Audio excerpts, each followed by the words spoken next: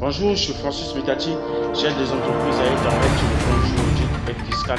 Dans cette vidéo, je vais vous parler de comment il faut procéder pour démissionner pour un salarié qui est sur un contrat à durée indéterminée. Et retenez-le que c'est un contrat qui n'a pas un terme précis. Donc c'est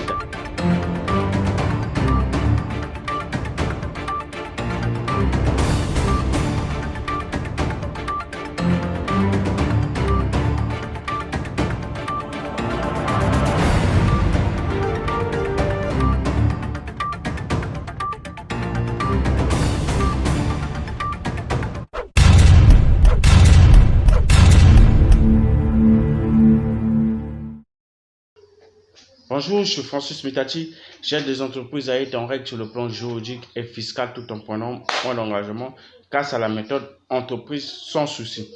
Si vous voulez profiter de cet accompagnement, je vous invite de vous abonner sur ma chaîne YouTube en cliquant sur le bouton s'abonner qui se trouve en bas de cette vidéo. Dans cette vidéo, je vais vous parler de comment il faut procéder pour démissionner pour un salarié qui est sur un contrat à durée indéterminée et quels sont les avantages de l'employeur. Mais avant de rentrer dans le vif du sujet, il est question d'abord de vous définir ou bien de vous expliquer qu'est-ce qu'est un contrat à durée indéterminée. Un contrat à durée indéterminée, c'est un contrat qui n'a pas un terme ou bien qui n'a pas un terme précis ou bien une date donnée pour la fin du contrat. Donc, c'est-à-dire qu'il n'y a pas une date pour laquelle on vous dit que non, le contrat est fini. Non. Donc, c'est un contrat à durée indéterminée, retenez-le, que c'est un contrat qui n'a pas un terme précis.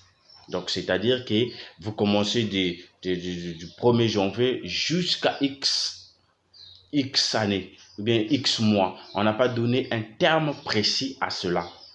Parlons-en. Ainsi dit, voici la procédure à suivre pour vous permettre de démissionner tranquillement et sans souci. Nous avons par exemple, vous devez prévenir votre employeur de votre volonté de démissionner par écrit ou bien par oral. Mais il est préférable de le faire par la lettre recommandée avec accusé de réception pour éviter tout litige. Notamment sur la date de fin du contrat de travail, vous devez alors effectuer un préavis dont la durée est fixée soit par une convention ou un accord collectif, soit par la loi. Vous pouvez être dispensé de cette période de préavis, soit à votre demande, soit à la demande de votre employeur.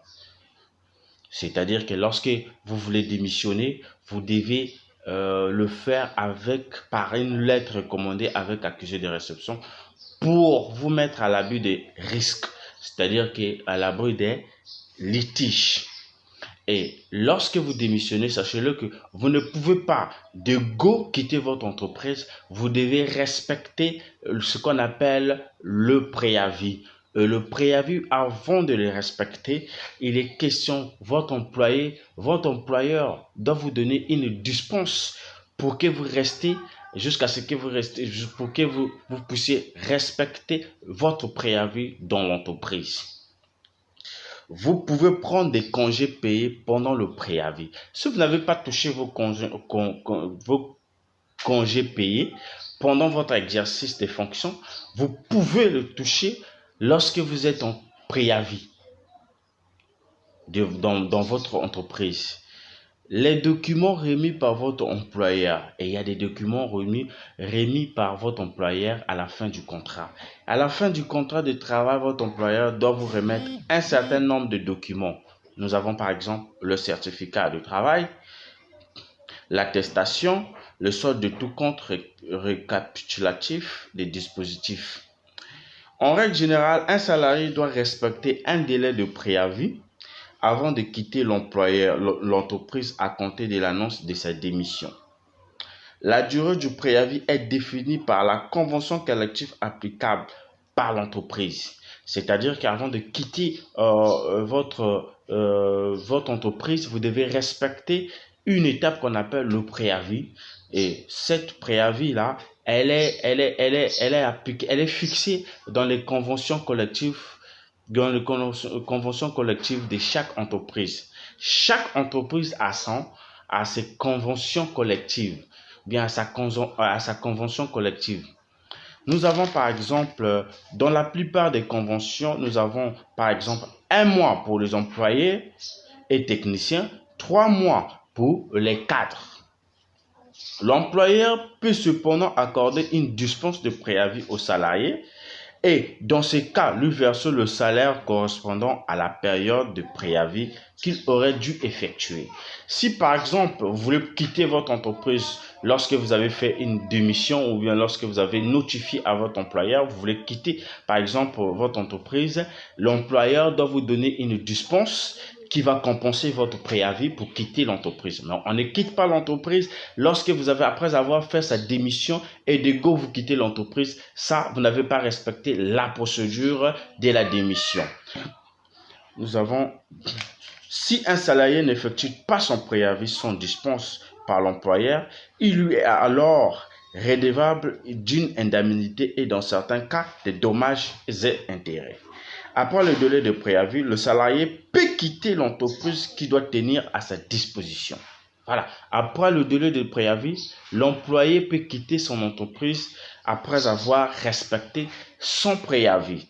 Voici quelques avantages qui permettent à l'employeur de bien vérifier ou bien de bien contrôler ou bien de bien respecter la procédure de la démission pour ne pas vous mettre à l'abri des sanctions ou bien des litiges. Nous avons premièrement, lorsqu'un salarié vous remet sa lettre de démission, que ce soit en main ou en courrier recommandé, vous devez vérifier sa situation, c'est-à-dire à savoir quel est son type de contrat de travail. Vous devez vérifier cela, c'est très important pour les employeurs. Quel est son type de contrat de travail? Si c'est un contrat de travail à durée déterminée ou bien si c'est un contrat de travail à durée indéterminée, vous devez le savoir, vous devez cerner le problème avant d'accepter la démission ou bien avant d'accepter la démission de votre employeur. Et c'est obligatoire pour qu'un employeur puisse accepter la démission de son employé. Il n'y a pas de contraintes là-dedans dans cette procédure. Nous avons deuxièmement vérifier la volonté libre réelle de démission du salarié. Vous devez vérifier pourquoi le travailleur veut démissionner. Et c'est très important pour un employeur. Et je vous réserve les détails de cette solution dans la méthode entreprise sans souci. Vous pouvez me contacter dans la description de cette vidéo. Mes contacts vont s'afficher à la fin de cette vidéo. Vous pouvez me contacter soit par mail ou bien par téléphone. Mes contacts vont s'afficher à la fin de cette vidéo. Merci.